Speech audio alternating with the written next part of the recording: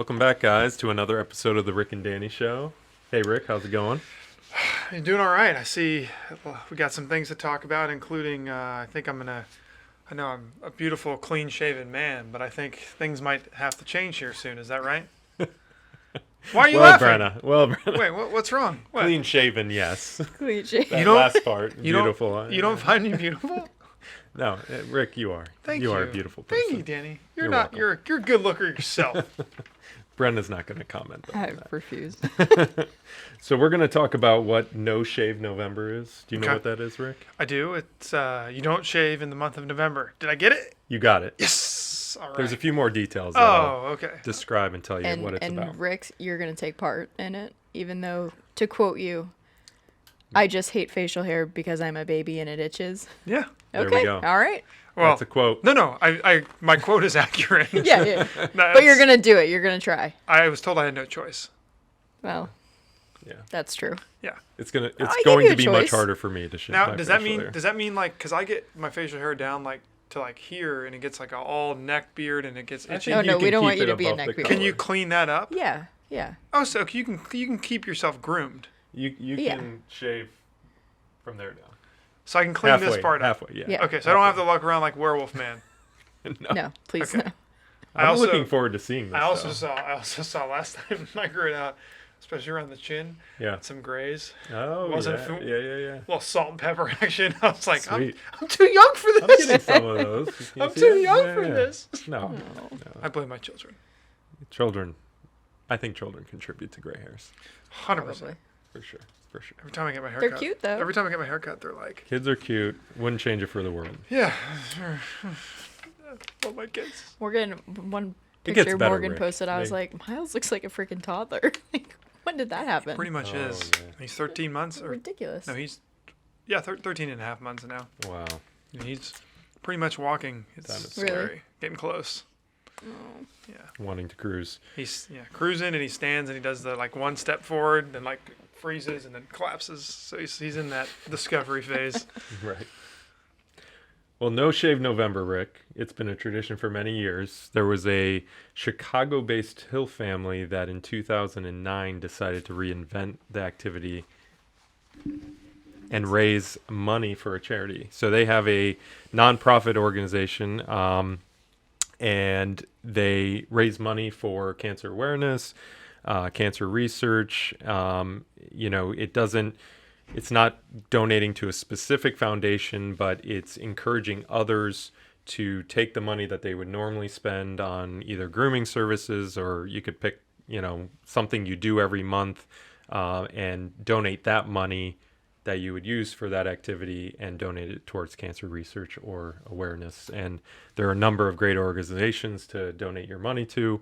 The Hill family had some personal, experiences with cancer, and the family really had interest in doing more for cancer research and just raising awareness. So I think it's a great cause. Absolutely. No. And if you're local, you can donate to the Patient Assistance Foundation.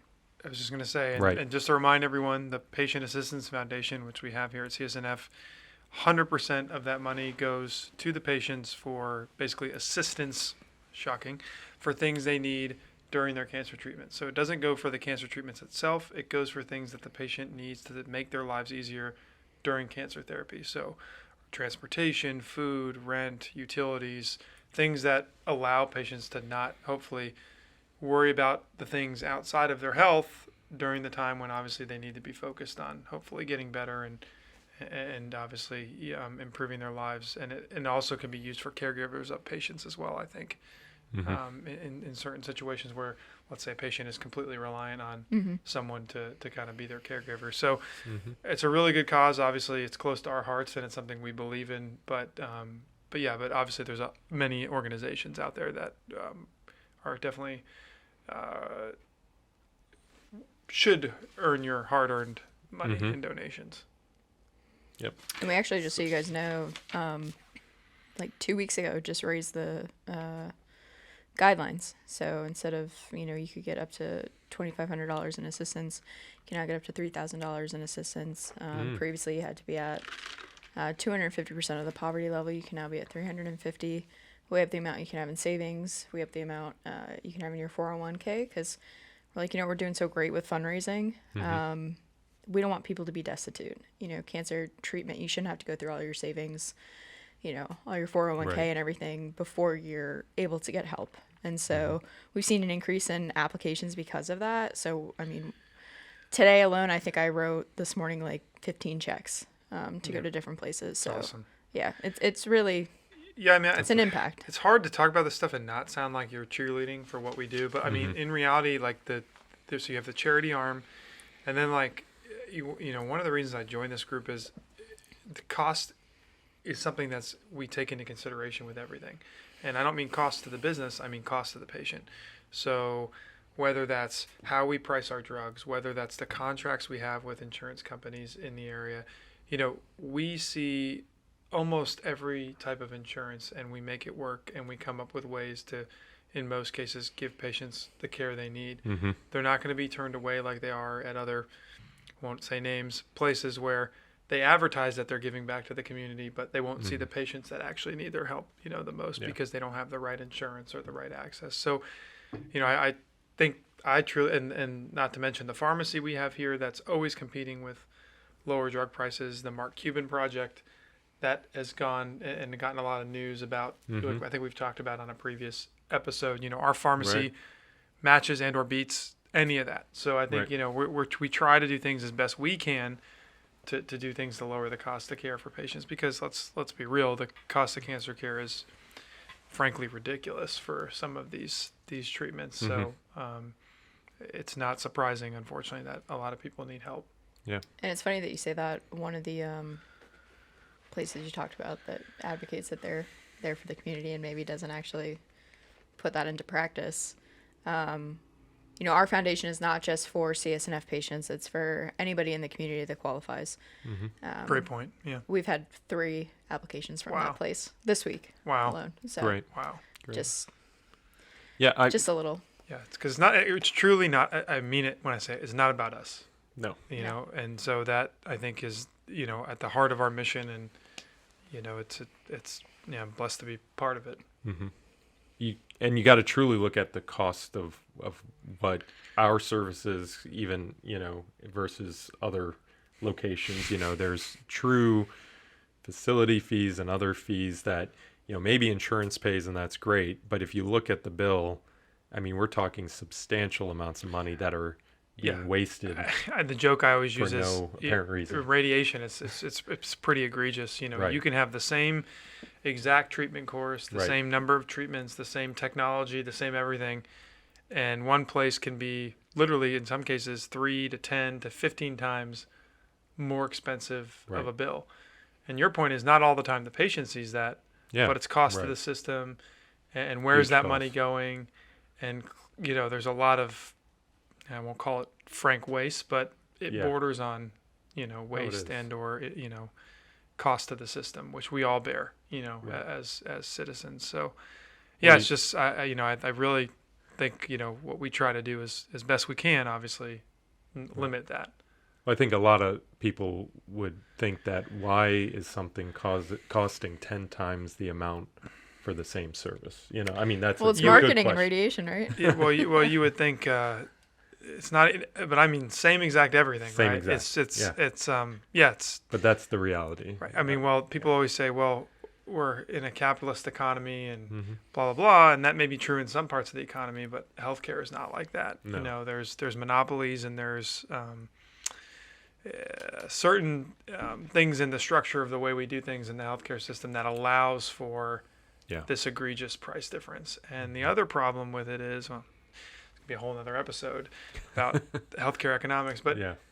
when you don't have price transparency Right. and patients don't know what the cost of things are, there's no way to shop, right? In a real market, right. you shop and you look at your choices, and this costs this, and you make a decision of what you want to do. Right. In healthcare, no one knows what anything costs. The Right. patients certainly don't know. Half the time, the doctors don't know. Right. It's the facilities and the bureaucracy behind those that are the ones that can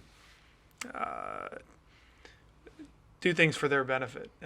You know, and it's not only the health systems, it's the insurers, it's the, you know, the pharmacy benefits managers, it's the monopolies we've allowed to be created. But I'll step. This is me stepping off a soapbox. He's off his Thank mic you for now. coming to my TED Talk.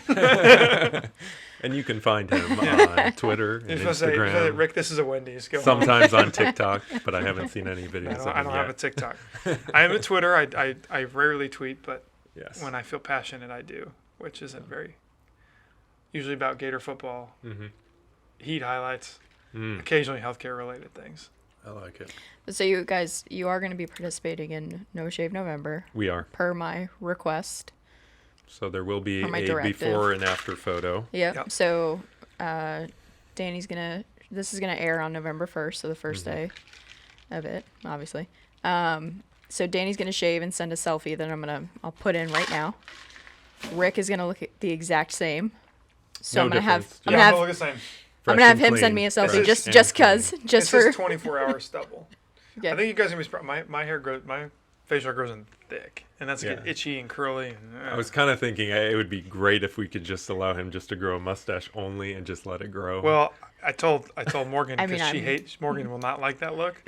But I the definitely mustache or the facial hair in the general. mustache. Yeah, So what I'm yeah, gonna do yeah. is I'm gonna grow it out, and then I think maybe depending on what we decide to do, yeah. the last couple of days of November or first couple of days of Yes. December, I'm gonna rock. a Oh, you Yes. got stash to. Yeah. You have to. just to really scare. But I might be divorced, and then I won't see my kids. So I don't know if that's worth it. You but might we'll scare see. your kids. Not for sure. Let's start out with some handlebars and then go to the mustache. That would be.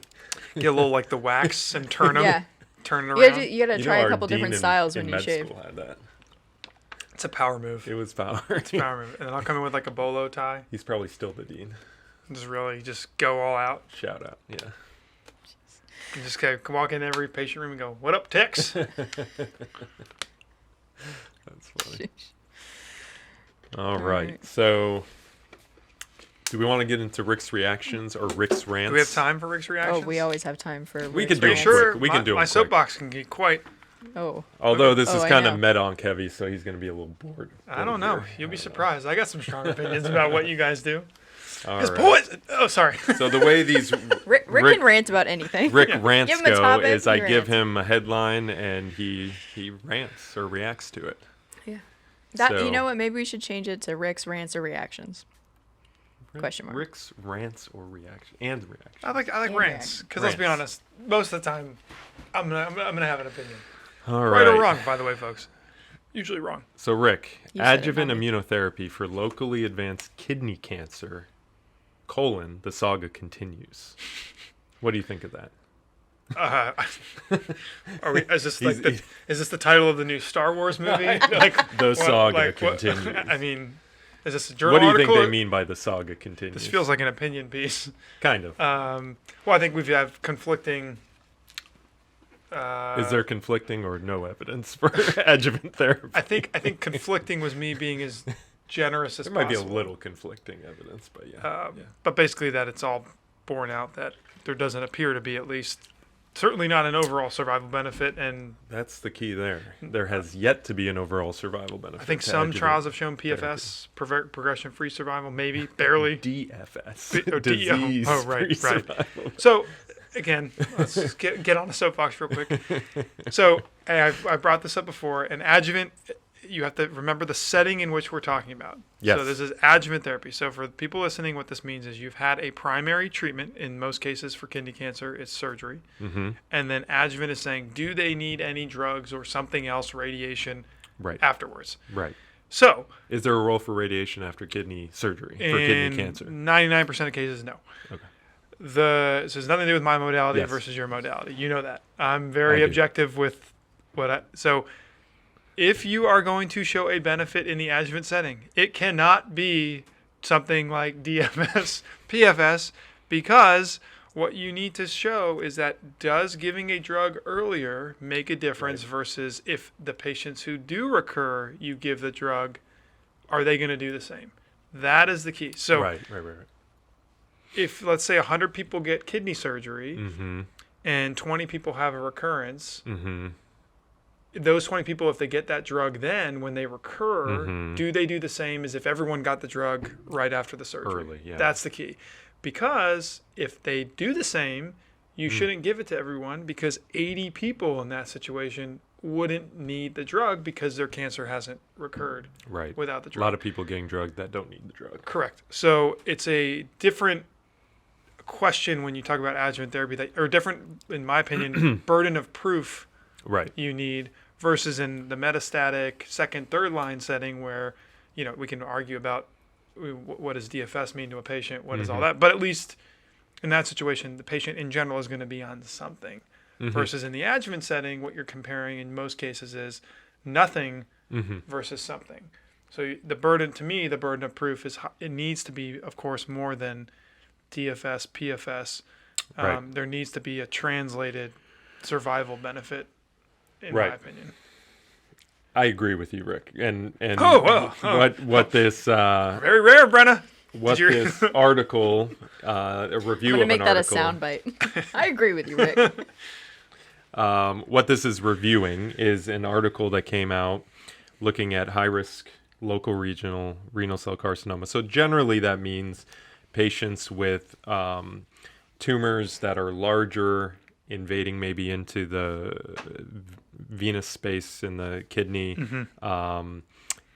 who have a higher rate of recurrence, upwards of 50% or more usually, after they undergo a nephrectomy, which is removing the kidney and removing the cancer, randomizing those individuals who are higher risk of recurrence to 1 year of immunotherapy. In this article, they used Tecentriq, which is a tezolizumab. It's a PDL1 inhibitor. We've talked about that before, about how different immunotherapies work. But it's basically trying to recruit more of your normal immune cells to try to attack if there are any residual cancer cells left in your body. And so you get a year of immunotherapy every 3 weeks, one infusion every 3 weeks for 1 year. And what this trial showed, phase 3 versus versus nothing. placebo, Observation. versus placebo, Okay. and they showed that 778 individuals, It's a good sized trial. over either received a tezolizumab or placebo, and at a median follow-up, which median follow-up is pretty good at 44.7 months, so almost 4 years follow-up. Disease-free survival was 57.2 months in the immunotherapy arm versus 49.5 months in the placebo arm, with a hazard ratio of 0.93, which was not statistically significant. So even they though couldn't even there was, prove the DFS. right, disease-free survival, even though absolute was better Right. in the immunotherapy arm, it was not significant statistically. And I'm assuming in the placebo arm, and I'm guessing survival, then obviously it must have been a while. Overall survival must have They been. don't have that Yeah. reported, Yeah. but Presumably. can't imagine that it yeah. would be Right. a positive Because outcome. remember what you're, and this is Yeah. why this even has less evidence, right? Because like disease-free survival means the cancer came back, right? And then you Right. get counted in disease-free. Or they died. Right, But, or they died. But I imagine majority of people it Or recurred. you get that you get pointed in that group if you recur. Yeah. So at the Right. end of the day, if you recur, yes, it matters. But if you recur and then get on the atezolizumab and your outcomes are the same, Right. then DFS doesn't matter. Right. If the ultimate outcome is the same. Right. So that's Right, why right. if they can't even meet the DFS barrier, certainly to me there seems like there's no role based on that trial.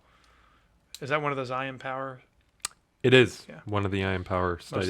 Most of the atezos are I Empower I whatever. am motion 010. I am motion. Yes. Oh, well, So the reason this trial was significant was because in the New England Journal of Medicine there was a keynote study, which was Keynote 564. so that's Pembro? Pembro, identical study, and I imagine the groups are slightly different, Okay. but they still used a high risk Cohort. group of Right. Yeah, you renal wouldn't cell take carcinoma. stage 1 patients Right. who were resected and So high risk renal cell, and it's always clear cell type. So there's different types of kidney cancer, but this is always clear cell, which is the most common type.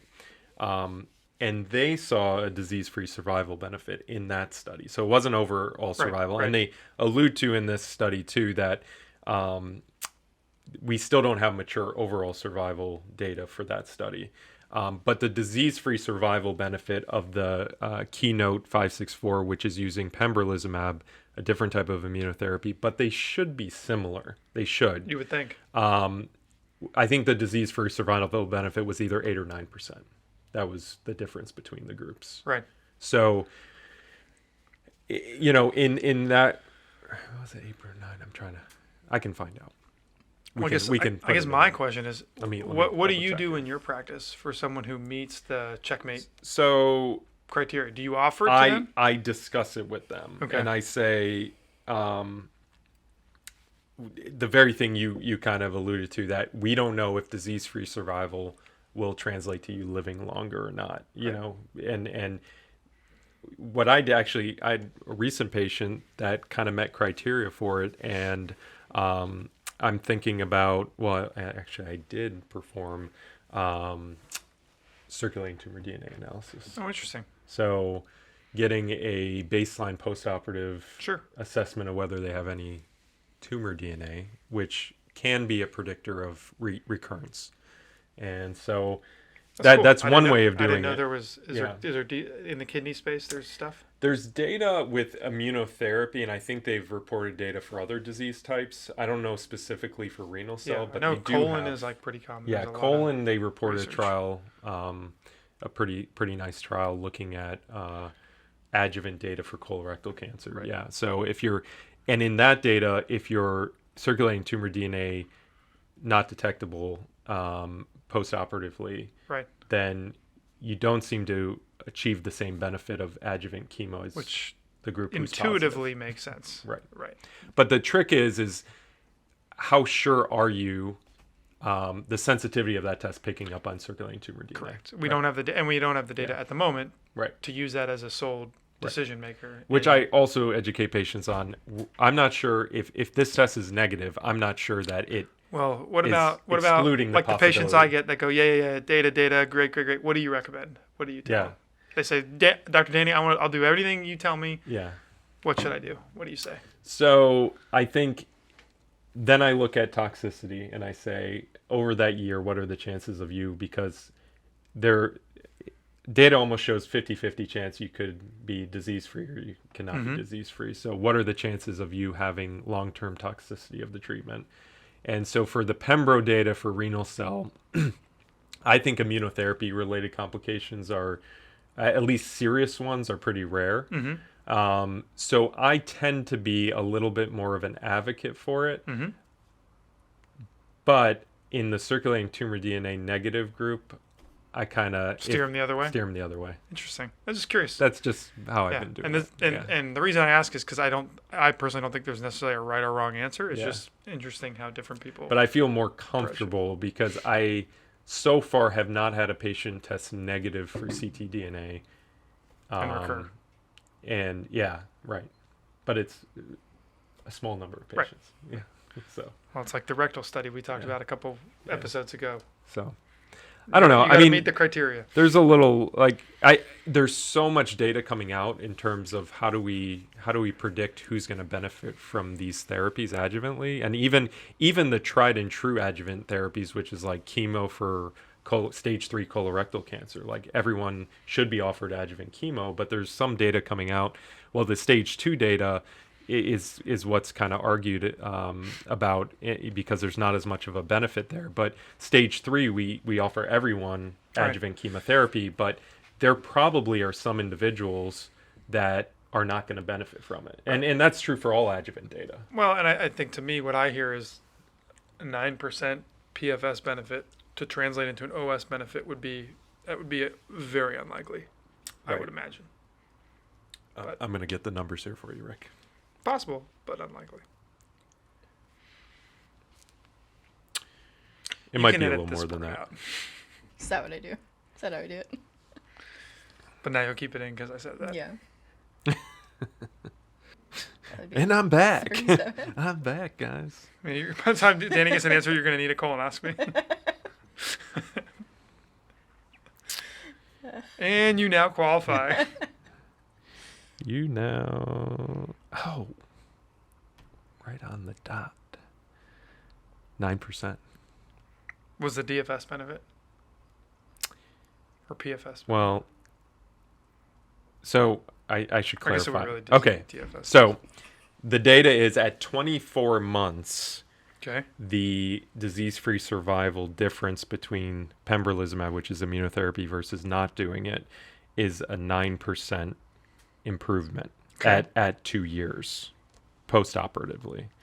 The hazard ratio, so when we talk about risk reduction or what are the percentages, you say there is a 32% reduction in or there's a 32% improvement in disease-free survival with immunotherapy.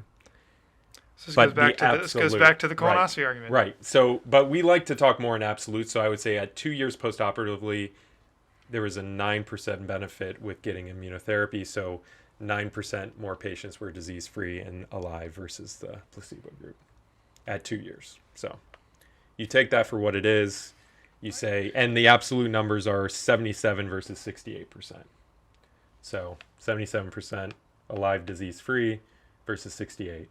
Right. So Be interesting to see what the survival shows. it will. It will.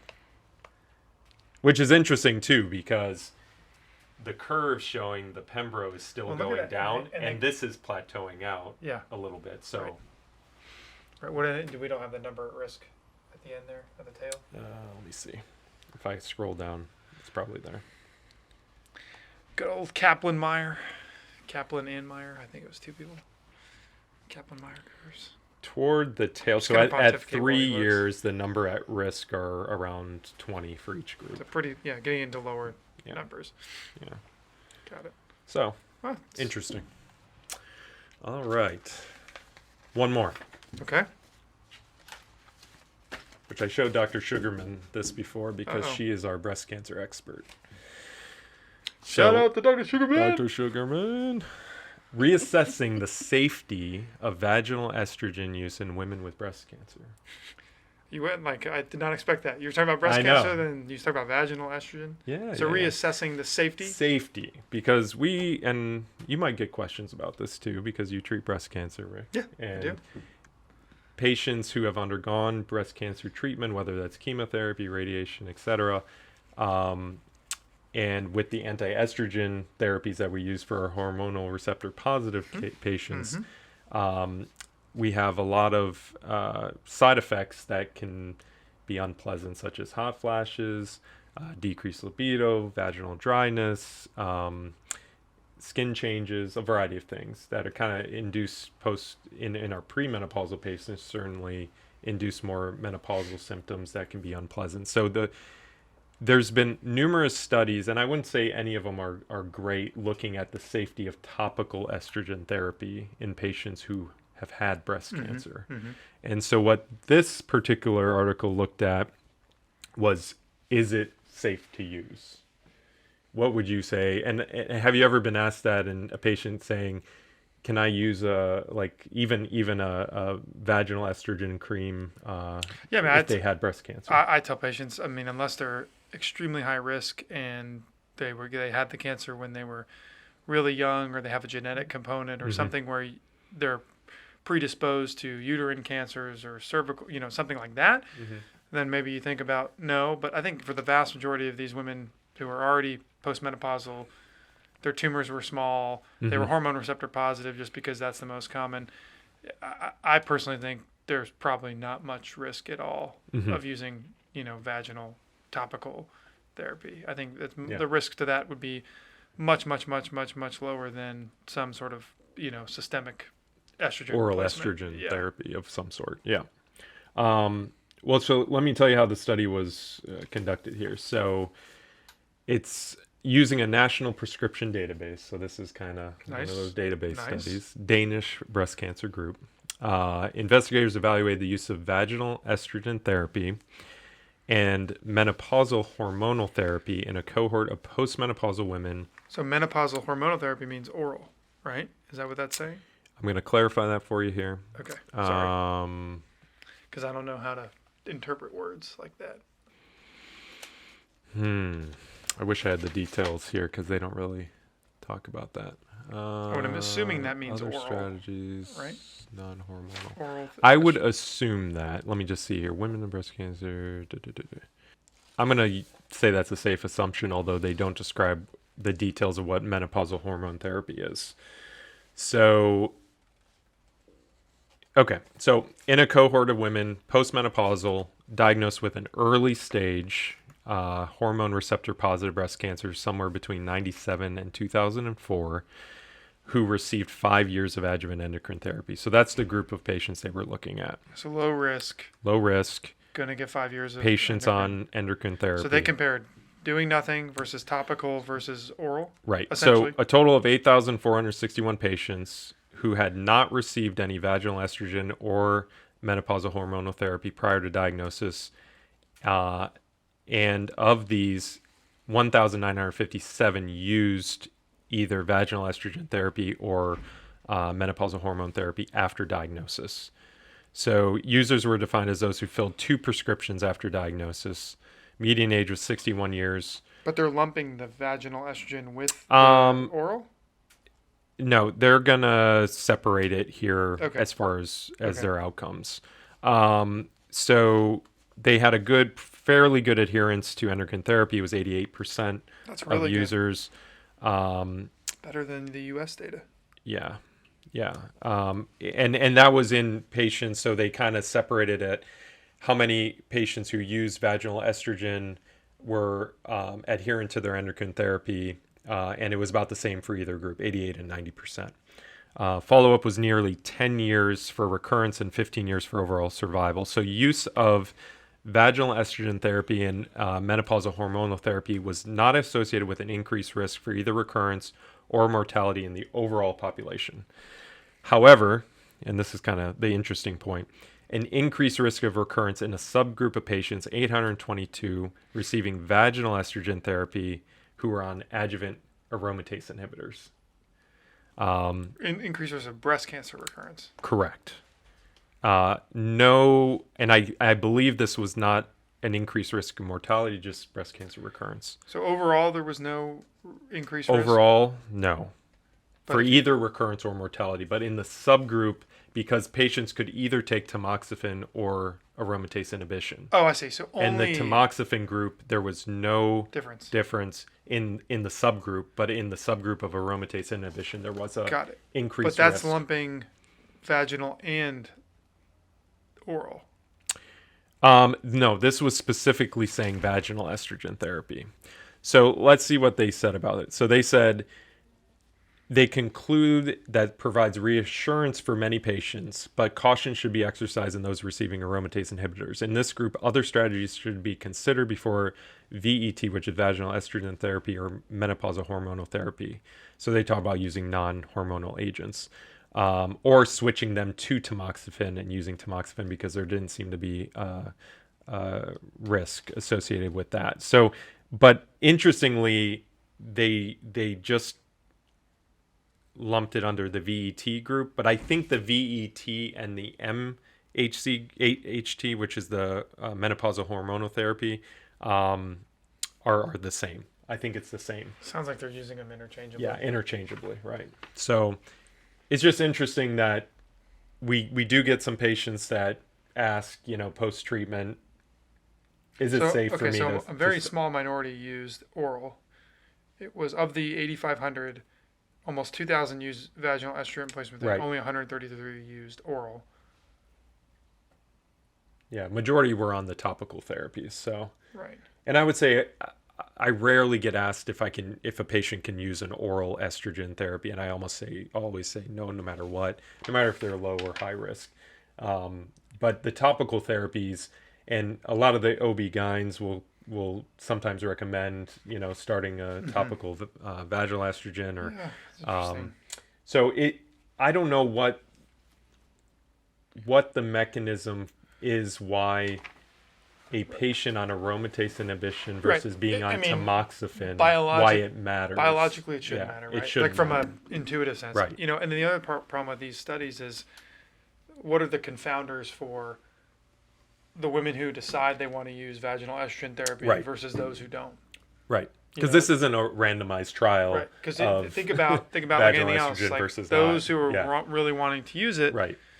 they're probably going to have certain characteristics Right. than the women who don't, which Right. may already belay their risk of recurrence somehow. Right. Right. You know, there could be, not to generalize, but it could be a younger, more active subset of that population, which, you know, the younger you are, obviously we know, the Yeah. higher your chance of recurrence. So there's, I think, some confounding factors, but that's definitely interesting nonetheless. Interesting. And Dr. Sugarman's take is that she will, and she says that she uses non-hormonal therapies exclusively as the first trial.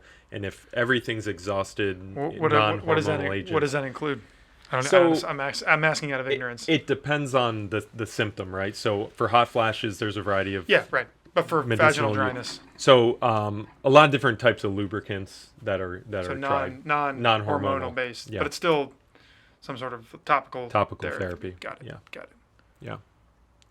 And then if they've exhausted all of those non-hormonal therapies, then Consider she it. would consider it. Yeah. Makes sense. And I think that I think that that's- makes sense. I think it's a pretty reasonable way to approach it. Right. So Well, that's it. thank you for those interesting articles, Danny. That was fun. You're welcome, Rick. Hope More to you, come. hope you listeners enjoyed that, and look forward to the next episode. And See you back next my time. Itchy beard. We're looking forward to seeing it.